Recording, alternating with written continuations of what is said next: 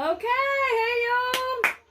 Couple of things I noticed in my videos is that I clap a lot and I mumble. I don't think I normally mumble. Maybe I do mumble. I don't know. But anyway, I'm doing this by myself and I don't have anybody to talk to but Piddle and Emily, so I ignore my mumbling. I'll try not to. Okay, so I told y'all this week we're going to work on watercolor. We're going to do some watercolor painting. So, what we're going to do, I'm going to try to get a little bit better about telling y'all what supplies you need and what we're going to be doing. So, what we're going to be doing is what I call a silhouette watercolor. Oh, by the way, Jacob, I got my Clearwater bowling shirt on and my really cool bowling, is it all twisted up? Oh, it is. My bowling necklace that you love so much. It's got these little bowling buttons on there. It's my main necklace. I got it at Goodwill. I miss you, Jacob. I hope you're watching my videos. I miss you, buddy. Oh my gosh, I miss you. Okay, on with that. So, these watercolor silhouette paintings, I know you've seen them a lot. I'm going to show them to you right now. You can get on Pinterest, which y'all know I'm not crazy about Pinterest, but let me show you one. Here's one. Oh, I missed my smart board. I don't know how to do this without... Hold on, let's see. Here we go. Right there. There's one right there. That is a watercolor silhouette painting. Okay? So, something like that's what we're going to fixing to do. Alright? So, of course, you can get on Pinterest and it's got a million different versions or whatever, but you can always make your own up. I made my own up. Imagine that. Okay, so first of all, let's talk about watercolor. I got some notes here because there's a lot to cover. Alright. So, watercolor paints are, of course, water soluble. And y'all probably have experience with them because you had them in kindergarten and elementary school. They look like this. Remember those? Okay. This is a really fancy schmancy set that one of my kids, Haley, I love you, Haley. I hope you're getting a lot of artwork done. That girl's good. And she gave these to me for Christmas. And so I'm putting them to good use. And there's a lot of different colors, 24 colors here. But usually in a regular set, I don't know, there's maybe 8, 10, something like that. Okay, so y'all remember these. You just get your paintbrush wet. And then you, like that, and then you paint, okay? Now, here's the thing about watercolor. Okay, we're going to have some discussions here. With watercolor, here's the main thing about watercolor and acrylic paint. With watercolor, you cannot go back. Cannot go back. If you paint something yellow, the only thing you can do is go up. So it may turn into orange, or it can turn into an orangish red, or it can turn into green, or it can turn, okay? That yellow ain't ever going to be white. The only way that you can get it white again is if you add in acrylic paint, which is a mixed medium, and we're not doing that. So what you have to do with watercolor is you mask things off. And I'm going into this big tangent here, just so you can bear with me on the watercolor. The only way you can do that is to mask things off. We're not going to do that today, but I want you to be aware that once you apply that paint on the paper, it's not going anywhere, okay? If you want something to stay white, you have to leave it white or mask it. We're not doing that, okay? So if you got an area you want white, like a big bright sun or whatever you want white, a highlight, you have to keep that white. Think of watercolor like stain, okay? Second thing is, there is watercolor paper. Now, I don't know how much y'all know about paper, and I'm not going to go into all of it, but if you ever notice, paper it's sold in weights. So basically, all you need to know is the higher the number, the heavier the paper. They do some kind of, I don't even know, they weigh it by how much 500 sheets weighs, and it's not even normal size, like 17 by 22, blah, blah, blah. Anyway, so regular copy paper is probably, I don't even know, maybe 5 pounds. Don't hold me to it. Really thin. Not made to hold water or watercolor, but that's probably all you got. This is watercolor paper, which again, Haley gave me this cool little set. So hang on, y'all. Okay, I'm back. I realized that what is making me so hot in these videos is the dadgum studio lights I got blaring on me. I don't know how anchor people do it, but I guess I got somebody back there fanning them. So when I start sweating, just ignore it. Y'all are used to me sweating anyway. Okay, so this is watercolor paper. I'm going to take a sheet off and show you. It is super, super, super heavy. It's, this is probably 80 pounds, 100 pounds, something like that. And a lot of watercolor paper has texture. So it's toothy, so it grabs, okay? In a perfect world, what we would do is we would take this watercolor paper and we would get it wet and we would lay it down on a board and we would apply watercolor tape to the edges and we would, it's called stretching the paper. And we would let that dry overnight. And what that does is it lets the paper kind of, when things get wet, they expand. And so that kind of lets that paper expand. And then as it dries, it will, what? Shrink. And so it shrinks down in and it gets a tight surface so you can add that watercolor to it. We ain't doing that. Okay. So I figured that y'all did not have, and by the way, if you do not have watercolor paints, they're super cheap. I know everybody's stuck at home. You could get them on Amazon. You could make a, you know, if your mom makes a dollar store run, they got them at the dollar store. They got them at Wally World. They're super cheap, and there's so many things you could do with them. It's a great, great, great tool to use or medium to use, okay? So, second thing. So we got the watercolor. We know what we're doing with the water. And it's super easy. I would suggest to y'all to get out just a big old wad of plain paper and just start having a ball with it. Take your, where are we at here? Dip your paintbrush in the water, got a little glue going, and just start playing around with it. Y'all have done this, you know. Now here's the thing. This paper is going to wrinkle because it's very thin. So you're going to have to just deal with the wrinkles, and then maybe later, like tomorrow when it's dry, you iron it. I've ironed it. Y'all know I've used the iron. You know, whatever. Okay. So, the silhouettes. Let's go to the silhouettes. Okay. A silhouette is just the outline of something, okay? So I say outline, but let's see how I got it. You all know what a silhouette is. But basically, just pretend in your mind that you take an object and you just cover it with black paint, okay? Doesn't matter what it is. Palm tree, a skunk, a piano, whatever, okay? What you have to think about, though, is that it's all about negative space. And negative space is what is behind you or behind an object. Negative space is very, very, very, very important in art because the background is just as important as the foreground. Now, somebody might argue with me, but whatever. So what happens in a silhouette is, if I am like this and you pour black paint on me, I'm kind of a blob. But if I start to go like, well, you gotta hold still. Look at that. Okay, look at this. How interesting is that? Not. How interesting is this? Okay, so all that is about negative space where you can see the background.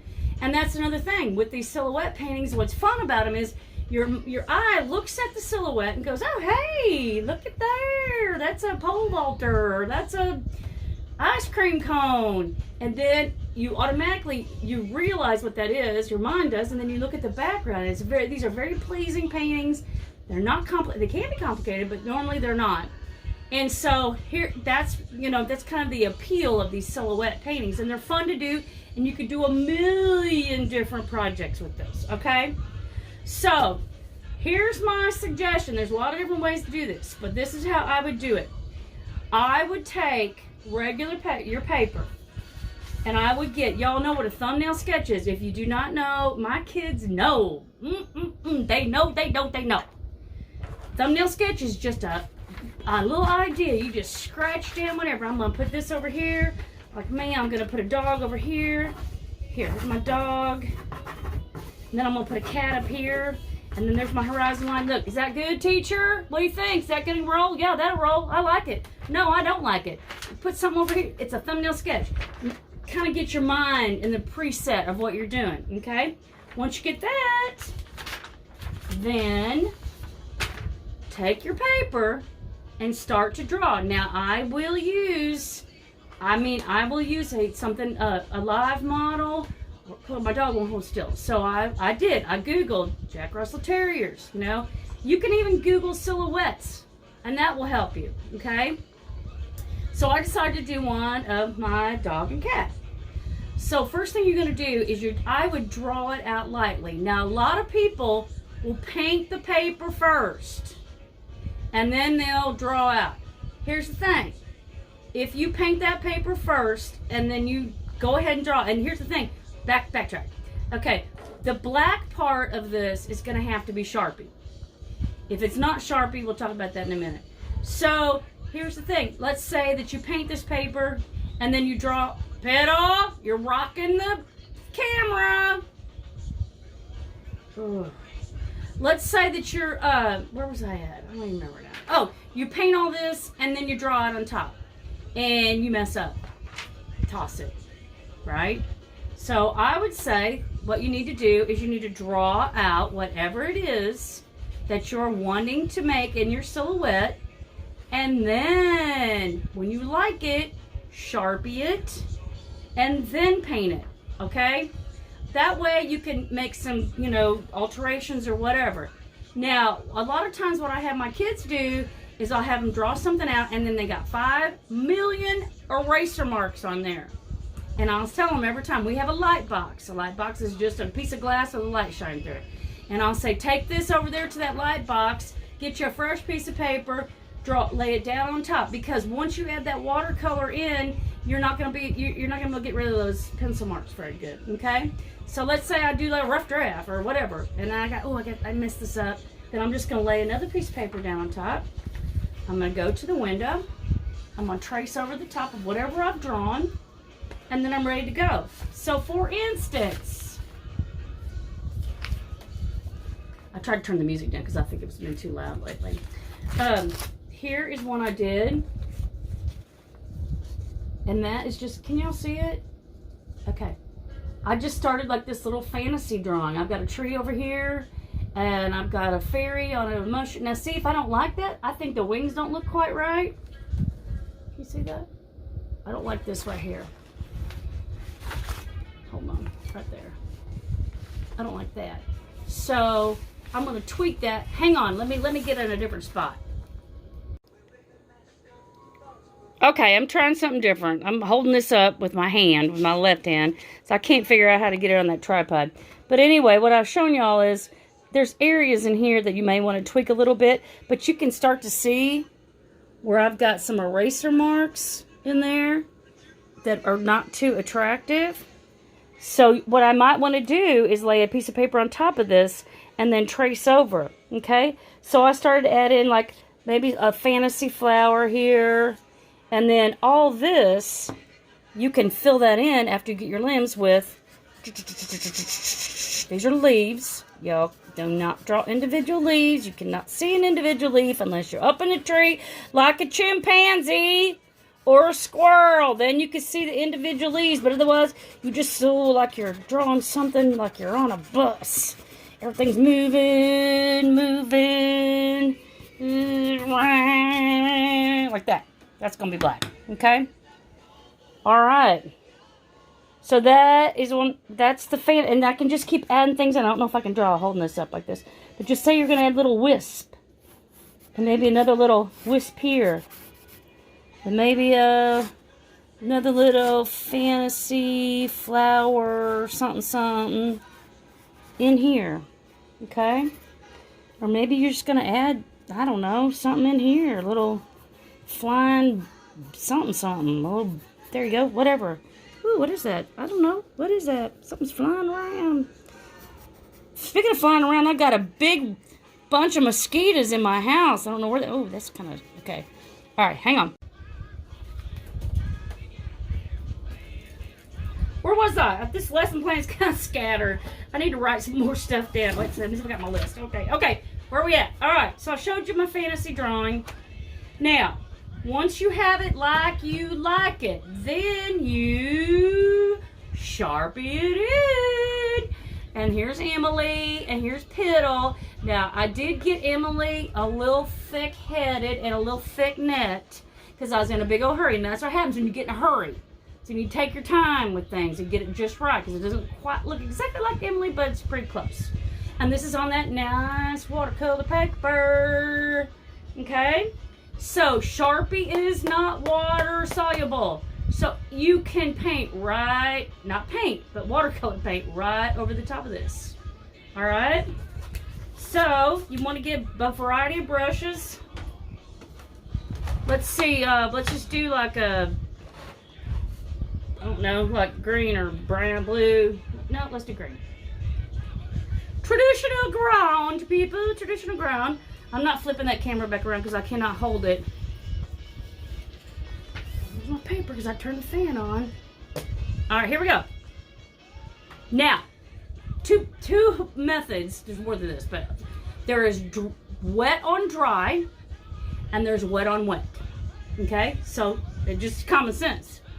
Wet on dry, and it's gonna not go very far. That paper's gonna grab it. That paper's dry, and it's gonna grab that pigment. Okay, and you're gonna have to use more. Now, once that paper's wet, common sense, wet on wet means it's gonna smooth and it's gonna blend a little bit more. All right, so let's go ahead, and I'm gonna put a little.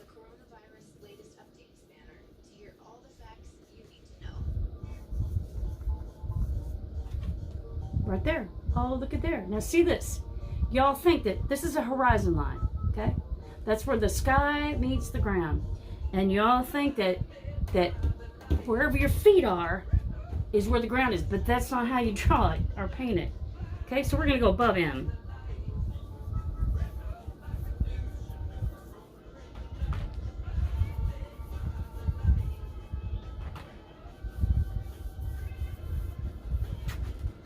Oh, look at there. Okay, there's mine. Now, I'm going to go ahead and do, I'm going to do pink in the background because I want to.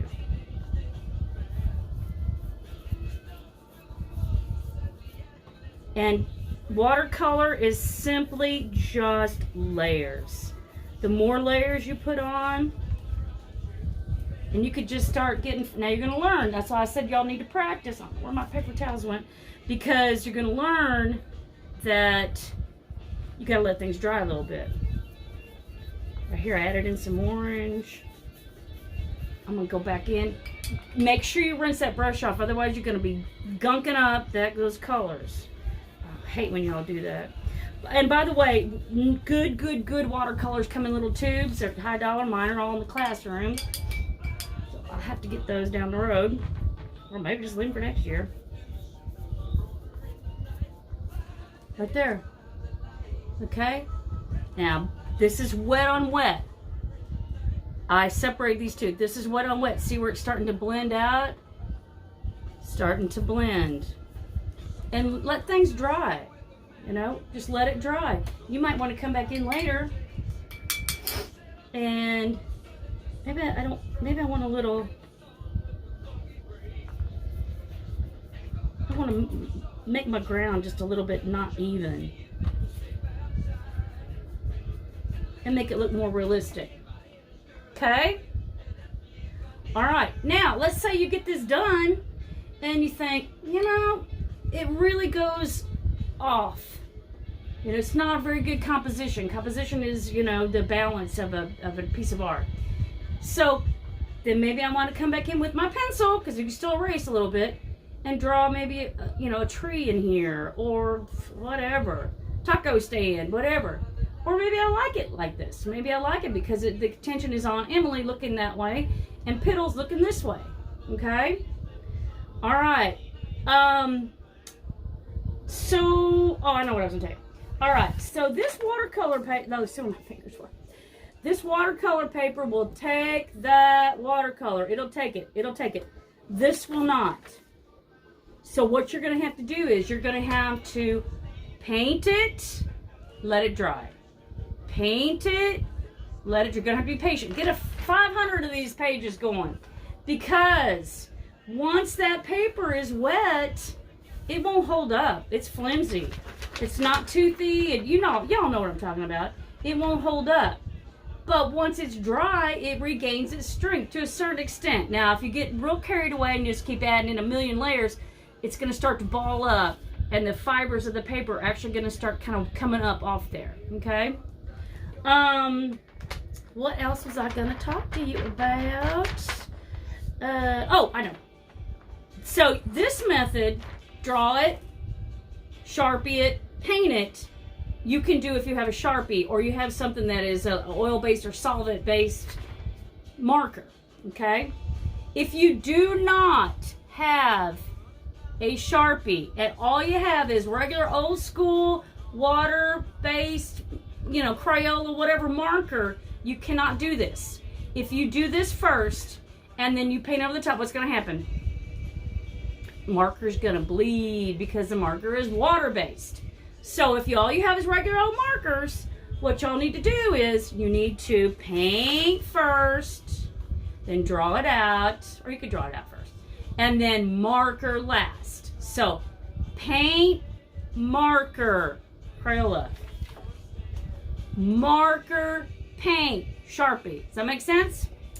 Okay, I'm kind of scattered through this. If y'all have questions, email me. Y'all know my school email. If you don't, it's vivasnoski@cwtigers.net. I'm going to do some more watercolor painting this week. We're going to do a couple more. What else? Dang, it seems like there's something I'm forgetting. I don't know. I've gone on long enough as it is. So anyway, miss you guys. Miss you. I hope to see you super soon. Stay safe. Clean up your messes. And don't drive the people that you're living with crazy. I'll see you soon. Bye.